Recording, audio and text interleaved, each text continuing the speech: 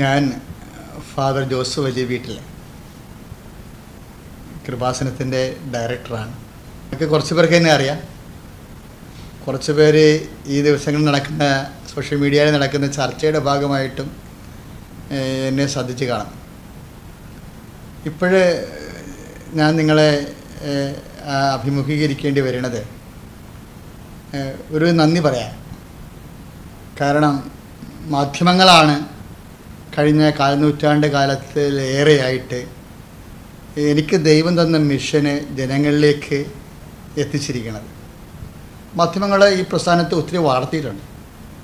അതിൽ ഹൃദയംഗമായ നന്ദി മാധ്യമങ്ങളോടുണ്ട്. പിന്നെ മാധ്യമങ്ങളോട് എനിക്ക് ആദ്യം മുതലേ റെസ്പെക്റ്റാണ്. ഇപ്പോഴും അത് തന്നെയാണ്.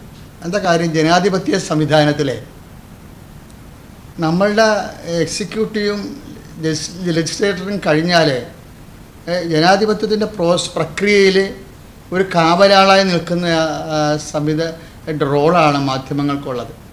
തന്നെയല്ല, മാധ്യമങ്ങൾ ക്യാമറ എൻ്റെ മേൽ തിരിക്കുമ്പോൾ സമയത്തെല്ലാം ഞാൻ ജനങ്ങളെയാണ് മനസ്സിൽ കാണുന്നത്, മാധ്യമങ്ങളല്ല, ജനങ്ങളാണ്. അപ്പം ജനങ്ങൾ അതാത് കാലങ്ങളിൽ എൻ്റെ പ്രവർത്തനങ്ങളിൽ വരുന്ന ഗുണമോ ദോഷമോ, ഗുണം സംസാരിക്കുമ്പോഴും ദോഷം സംസാരിക്കുമ്പോഴും നമുക്ക് ഒരു ആത്മവിമർശനത്തിൻ്റെ ഒരു ഫീലാണുള്ളത്. എന്ന് വെച്ച് കഴിഞ്ഞാൽ എവിടെയെങ്കിലും പിഴവ് പറ്റിയിട്ടുണ്ടെങ്കിൽ അതിനെ തിരുത്താനുള്ള ഒരു അവസരം ജനങ്ങൾ തരുന്നു, മാധ്യമങ്ങൾ തരുന്നു. അതാണ് ഈ ദിവസങ്ങളിൽ സംഭവിച്ചുകൊണ്ടിരിക്കുന്നത്. അതാണ് ഞാൻ മാധ്യമങ്ങളോട് നന്ദിയുണ്ടെന്ന് പറഞ്ഞത്. പിന്നെ ഈ ദിവസങ്ങളിൽ കുറേ മാധ്യമങ്ങളിലും സോഷ്യൽ മീഡിയയിലുമൊക്കെ ഇതിനെക്കുറിച്ച് കുറേ പലതരത്തിലുള്ള വാർത്തകൾ വന്നിരുന്നു. എല്ലാം എനിക്ക് കാണാൻ പറ്റിയില്ല, കാര്യം ഞാൻ ഫുൾ ടൈം ജനങ്ങളുടെ കൂടെയാണ്. പക്ഷേ എങ്കിലും എൻ്റെ സഹപ്രവർത്തകർ കുറച്ച് ക്ലിപ്പിങ്സ് എന്നെ കൊണ്ടുവന്ന് കാണിച്ചായിരുന്നു. അതെല്ലാം ഞാൻ വളരെ ശ്രദ്ധയോടെയാണ് എല്ലാം നോക്കിയത്. അത് ഒത്തിരി പേര് എൻ്റെ നന്മയെക്കുറിച്ച് തിരിച്ചറിഞ്ഞ് അതിൽ ഐഡൻറ്റിഫൈ ചെയ്തിട്ടുണ്ട്. ചിലർ അതിൽ വന്ന വീഴ്ചകളും പുഴുക്കുത്തുകളും ഒക്കെ എൻ്റെ ശ്രദ്ധയിൽപ്പെടുത്തിയിട്ടുണ്ട്. രണ്ടുപേർക്കും ഞാൻ വിനയാന്വിതനായിട്ട് നന്ദി പറയുക. പിന്നെ ഒരു സഹോദരൻ പറഞ്ഞത് എന്നെ ചിന്തിപ്പിക്കുകയും ചിരിപ്പിക്കുകയും ചെയ്തു. കാര്യം, ഞാൻ ഈ ലോകത്ത് ഏറ്റവും വലിയ വിഡ്ഢിയാണെന്ന് സത്യം പറഞ്ഞാൽ ആണ്. എന്താ കാര്യം വെച്ചാൽ, എൻ്റെ കുഞ്ഞുനാളും എൻ്റെ SLCയുടെ പഠനവും ആ കാലങ്ങളിൽ നിന്നല്ല ഞാൻ വൈദിക വൃത്തിയിലേക്ക് വരുന്നത്. നല്ല ശരിക്കും മാർക്ക് കുറവായിരുന്നു. കർത്താവിൻ്റെ കൃപ കൊണ്ടാണ് ഇവിടം വരെ എത്തിയത്. ഈശോ ഈ മണ്ടന്മാരെ സെലക്ട് ചെയ്യുന്നതിൽ ഉസ്താദാണ്. പിന്നെ ശരിക്കും പ്രാർത്ഥിക്കൂ, പിന്നെ ആശ്രയിക്കൂ. അപ്പോഴേ എന്തെങ്കിലും നന്മ വന്നിട്ടുണ്ടെങ്കിൽ അതെല്ലാം ഈശോ തന്നതാണ്. എന്തെങ്കിലും മണ്ടത്തരം പറ്റിയിട്ടുണ്ടെങ്കിൽ അതെൻ്റെ പരിമിതിയാണ് എന്നാണ് ഞാൻ ഈ വിഷയത്തിൽ കാണുന്നത്. എൻ്റെ പരിമിതികൾ ചൂണ്ടിക്കാണിച്ച് തരുമ്പോൾ അതിനെ പരിഹരിക്കാനുള്ള മാർഗങ്ങളും എൻ്റെ ഒരു ഉപരാധ്യക്ഷൻ ഉൾപ്പെടെ ഈ വിഷയങ്ങളിൽ എന്നെ വിളിക്കുകയും സംസാരിക്കുകയും ചെയ്തിട്ടുണ്ട്. അപ്പോൾ എൻ്റെ ലീഗൽ അഡ്വൈസർ, മാധ്യമ സുഹൃത്തുക്കൾ ഒത്തിരിയുണ്ട്. അവരെല്ലാവരും തന്നെ എനിക്ക് തന്നിരിക്കുന്ന ചില നിർദ്ദേശങ്ങൾ അനുസരിച്ചുകൊണ്ട് ഞാൻ ഈ വിഷയത്തിൽ ഈ മണ്ടത്തരം ഉണ്ടായിട്ടുണ്ടെങ്കിൽ അത് മനസ്സറിഞ്ഞുകൊണ്ടായിരിക്കത്തില്ല, അറിയാതെ ഉണ്ടായാലും അറിഞ്ഞുണ്ടായാലും അതിനെ പരിഹരിക്കാനുള്ള ചില മാർഗങ്ങൾ സ്വീകരിച്ചിട്ടുണ്ട് എന്നത് കൂടി സന്തോഷപൂർവ്വം ഈ സമയത്ത് അറിയിക്കുക. നേരത്തെ പറഞ്ഞ പോലെ ഒരു ബഹുമാനപ്പെട്ട മാധ്യമപ്രവർത്തകൻ ചോദിച്ചു, ഇനി ഇത് ആവർത്തിക്കാതിരിക്കാൻ അച്ഛൻ എന്ത് നടപടി സ്വീകരിച്ചു എന്ന് ചോദിച്ചു. ഞാനത് നന്ദിപൂർവ്വം ആ നിർദ്ദേശത്തെ സ്വീകരിക്കുക. കാരണം ഞാനൊരു ഫേസ്ബുക്ക് പോസ്റ്റ് നേരത്തെ ഇട്ടിരുന്ന പത്രം ഈ സദ്വാർത്ത പ്രചരണത്തിനല്ലാതെ വേറെ ഒന്നും എന്നെ കൃപാസനം നിർദ്ദേശിച്ചിട്ടില്ല എന്ന് എഴുതിയിട്ട്. പക്ഷെ അത് പലരും കണ്ടു കാണത്തില്ല. അതുകൊണ്ടായിരിക്കും വീണ്ടും ഇതുപോലെ വിഷയങ്ങൾ ആവർത്തിക്കപ്പെട്ടത്. ആ അടിസ്ഥാനത്തിൽ രണ്ട് കാര്യം ചെയ്യാൻ ആഗ്രഹിക്കുന്നു. ഒന്ന്, ഞാനീ പറയുന്ന ഈ വീഡിയോ പോസ്റ്റ് തന്നെയാണ്. ഈ വീഡിയോ പോസ്റ്റിലൂടെ ഞാൻ ഒഫീഷ്യലായിട്ട് കൃപാസനത്തിൻ്റെ ഡയറക്ടർ എന്ന രീതിയിൽ കൃപാസനത്തിലെ അഭ്യുദയകാംക്ഷികളായ ലക്ഷക്കണക്കിന് മനുഷ്യരുണ്ട്. അവരുടെ എല്ലാവരോടുമായിട്ട് പറയുകയാണ്, അതായത് ഈ പത്രം ദൈവത്തിൻ്റെ ജനമധ്യത്തിലുള്ള പ്രവർത്തനങ്ങളും അതുപോലെ തന്നെ നമ്മുടെ സാംസ്കാരിക പ്രവർത്തനങ്ങളും നമ്മുടെ സാമൂഹ്യ ക്ഷേമ പ്രവർത്തനങ്ങളും അത് ജനങ്ങളിലേക്ക് എത്തിക്കാനാണ് ഈ പത്രം കൊണ്ട് ഉദ്ദേശിക്കുന്നത്. അതല്ലാതെ ഇത് ചികിത്സയ്ക്കോ അതുപോലെ തന്നെ ഇത് കത്തിച്ച് ശരീരത്തിൽ പുരട്ടുക ഇങ്ങനെയുള്ള ഒരു കാര്യവും ചെയ്യാൻ ആരെയും അനുവദിച്ചിട്ടില്ല. അത് ഒഫീഷ്യലായിട്ട് അത് ഔദ്യോഗികമായിട്ട് അച്ഛൻ നിങ്ങളോട് ആവശ്യപ്പെടുകയാണ്. കാര്യം ഇത് വേറെ ഒരു കാര്യത്തിനും ഇത് ഉപയോഗിക്കരുതെന്ന്. അതായത് ഇതിൻ്റെ സ്വാഭാവികമായ ഉദ്ദേശ ലക്ഷ്യങ്ങൾക്ക് അപ്പുറത്ത് ഒരു കാര്യത്തിനും പത്രം ഉപയോഗിക്കരുതെന്ന് അച്ഛൻ ഇതിനാലെ നിങ്ങളോട് ഹൃദയപൂർവ്വം പ്രാർത്ഥനാപൂർവ്വം ആവശ്യപ്പെടുന്നു. ഇതാണ് ഒരു കാര്യം. രണ്ടാമത്തത്, ഏതാണ്ട് ഇതുപോലെ ഒരു റൈറ്റപ്പ് നമ്മൾ ഇനി എല്ലാ പത്രത്തിൻ്റെയും ഫ്രണ്ട് പേജിലും അല്ലെങ്കിൽ അകത്തും ഇപ്പോൾ ഇപ്പോൾ എല്ലാ പത്രത്തിൻ്റെയും ഫ്രണ്ട് പേജിൽ ഒരു റൈറ്റപ്പ് വരും. ഇപ്പോൾ ഓൾറെഡി അത് ചെയ്തിട്ടുണ്ട്. ഇനിയുള്ള പത്രങ്ങളെല്ലാം അതുണ്ടാവും. അതായത് കൃപാസനം പത്രം, കൃപാസനം പ്രേക്ഷിത പ്രവർത്തനങ്ങളുടെ സദ്വാർത്ത ജനങ്ങളിലേക്ക് എത്തിക്കാൻ വേണ്ടിയുള്ളതാണെന്ന്. കൃപാസനം നടക്കുന്ന ദൈവികമായ സന്ദേശങ്ങൾ, കൃപാസനത്തിൻ്റെ ശുശ്രൂഷ സുവിശേഷ സന്ദേശങ്ങൾ ജനങ്ങളിലേക്ക് എത്തിക്കാനും വേണ്ടി മാത്രമുള്ളതാണെന്ന്, അത് ചികിത്സയ്ക്കോ മറ്റു കാര്യങ്ങൾക്കോ ഉപയോഗിക്കാൻ പാടുള്ളതല്ലെന്നും നമ്മൾ ഓരോ പത്രത്തിൻ്റെയും ഫ്രണ്ട് പേജിൽ നമ്മൾ പ്രിൻ്റ് ചെയ്ത് രേഖപ്പെടുത്തിയിട്ടുണ്ട്. അതാണ് രണ്ട് കാര്യങ്ങൾ. ഈ രണ്ട് കാര്യങ്ങളും ചെയ്യുന്നതിലൂടെ ഇപ്പോഴുണ്ടായിരിക്കുന്ന തെറ്റിദ്ധാരണകൾ ഒക്കെ ഒരു യുക്തിസഹമായ പരിഹാരമാകുമെന്നാണ് ഞാൻ പ്രതീക്ഷിക്കുന്നത്. ഇത് ചൂണ്ടിക്കാണിച്ച് തന്നതിനും, കാര്യം ഇത് ഇത്ര ഗൗരവമുള്ളൊരു വിഷയമായിട്ട് രൂപപ്പെട്ട് വന്നതിലാണ് ഇപ്പോൾ ഇത്രയും സീരിയസ് ആയിട്ടുള്ള ചില ആക്ഷൻസ് കൃപാസനത്തിൻ്റെ ഭാഗമായിട്ട് എടുത്തിരിക്കണം. പ്രിയപ്പെട്ടവരെ, ചില സമയത്ത് നിങ്ങൾ എന്നോട് ചോദിക്കുമോ, അച്ഛൻ്റെ ചീഫ് എഡിറ്റർ സ്ഥാനത്ത് നിന്ന് ഇറക്കണ പത്രമല്ലേ, അപ്പോൾ ഇങ്ങനെയുള്ള സാക്ഷ്യങ്ങൾ വരണത് അച്ഛൻ കണ്ടിട്ടില്ലേ എന്നൊക്കെ ചോദിക്കും. ശരിക്കും പറഞ്ഞാൽ കണ്ടാലും കണ്ടില്ലേലും ഉത്തരവാദിത്വം എനിക്ക് തന്നെയാണ്. ചിലത് കാണും, ചിലത് കണ്ടില്ലെന്ന് വരാം. പക്ഷെ എന്നാലും അതിൻ്റെ ഉത്തരവാദിത്വത്തിൽ നിന്ന് എനിക്ക് മാറാൻ പറ്റത്തില്ല. ആ ഉത്തരവാദിത്വം ഞാൻ ഏറ്റെടുക്കുക. അതിൻ്റെ അകത്ത് എനിക്ക് പക്ഷേ ഇതിൻ്റെ വരുന്നൊരു വിഷയമേ വന്നുപോയ വിഷയം കുറേ അതിൻ്റെ അകത്ത് ഞാൻ ആദ്യമേ പറഞ്ഞായിരുന്നു, ചെറിയ ബുദ്ധിമുട്ട് സംഭവിച്ചിട്ടുണ്ടെന്ന് പറഞ്ഞായിരുന്നു. നേരത്തെ ഞാൻ അക്സെപ്റ്റ് ചെയ്തായിരുന്നത്.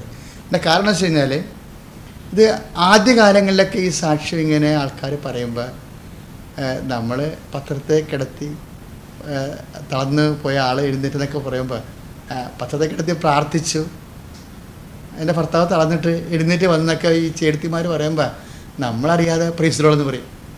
കാര്യം നമ്മൾ ഓർക്കണത് എന്താണെന്ന് വെച്ചാൽ നല്ല കാര്യമല്ലേ സംഭവിച്ചത്. നമ്മളുടനെ ഓർക്കുക ദൈവശാസ്ത്രപരമായിട്ട് വൈദ്യശാസ്ത്രപരമായിട്ട് ഇത് ശരിയല്ലല്ല, നീ എന്നാ കാണിച്ചതെന്ന് അങ്ങനെ ഒരു ഫീൽ ആ സമയത്ത് കിട്ടത്തില്ല നമുക്ക്. നമ്മൾ ആൾ രക്ഷപ്പെട്ടല്ല എന്നുള്ള ഓർത്തിട്ട് നമ്മൾ സന്തോഷിച്ചിട്ട് ദൈവത്തിന് നന്ദി പറയും. ജനങ്ങളും കേട്ടിട്ട് കൈയടിക്കും. പക്ഷേ ഈ സാധനം അത് വലിയ ഒരു ഗ്രീവിയസ് ഒഫൻസായിട്ട് ഇപ്പോൾ ഈ ദിവസങ്ങളിലൊക്കെ വന്ന് പറഞ്ഞിരിക്കണില്ലേ, അതുപോലെ വരുമെന്ന് ഒരിക്കലും ഓർത്തില്ല. അതതിൻ്റെ ലാഘവത്തോടു കൂടി അവരുടെ ഒരു ദൈവാനുഭവം എന്ന രീതിയിലാണ് പ്രസിദ്ധീകരിച്ച് പോയത്. പക്ഷേ കുറച്ച് കഴിഞ്ഞപ്പോൾ ഇത് വേറെ രീതിയിൽ പ്രചരിച്ച് കഴിഞ്ഞപ്പോഴാണ് ഇതിൻ്റെ സീരിയസ്നെസ് മനസ്സിലായത്. അപ്പം തന്നെ ഓൾറെഡി സ്റ്റോപ്പ് ചെയ്ത്, ഒരു കൊല്ലത്തിന് മുമ്പ് സ്റ്റോപ്പ് ചെയ്തതാണ്. ഒരു കൊല്ലമായിട്ട് കൃപാസന പത്രത്തിൽ ഒന്നും ഇതുപോലൊരു സംഭവം വരണില്ല. പിതാവിനെ വിളിച്ച് പറഞ്ഞത് മെയ് 12-ാം തീയതിയാണ് 2018. അതിന് ശേഷം ഒരിക്കലും ഇത് ഒരു സാധനം പോലും റിപ്പോർട്ട് ചെയ്തിട്ടില്ല, പത്രം വഴി റിപ്പോർട്ട് ചെയ്തിട്ടില്ല. അപ്പോൾ ഇങ്ങനെ വന്നു പോയതാണ്. ഇങ്ങനെ വന്നപ്പോൾ അവരുടെ ഒരു ആശ്വാസത്തിൽ കിട്ടിയ സന്തോഷം കൊണ്ട് ഞങ്ങളുമൊക്കെ ഈ സാക്ഷ്യം പറഞ്ഞ പ്രൊമോട്ടറും കൈയടിച്ചിട്ടുണ്ട്. അത് എൻ്റെ അകത്ത് അതിൻ്റെ അകത്ത് വലിയ കളങ്കമില്ലെന്നുള്ള ധരിച്ചുകൊണ്ട് തെറ്റിദ്ധാരണയായിപ്പോയി പത്രത്തിൽ പ്രസിദ്ധീകരിച്ച് വന്നത്. അതാണ് പണ്ടൊക്കെ അങ്ങനെ വന്നിട്ടുള്ളത്. ഞങ്ങളതെല്ലാം എന്ത് ഫേസ്ബുക്കിൽ നിന്ന് വരെ അതെല്ലാം മാറ്റിക്കൊണ്ടിരിക്കുകയാണ്. ഞാൻ പറഞ്ഞിട്ടുണ്ട്, ഫേസ്ബുക്ക് കൈകാര്യം ചെയ്യുന്നവരോട് പറഞ്ഞിട്ടുണ്ട്, അതെല്ലാം അങ്ങനെയുള്ള തെറ്റിദ്ധാരണ കൊണ്ടാണ് എല്ലാം എടുത്ത് മാറ്റിക്കൊള്ളാൻ പറഞ്ഞിട്ടുണ്ട്.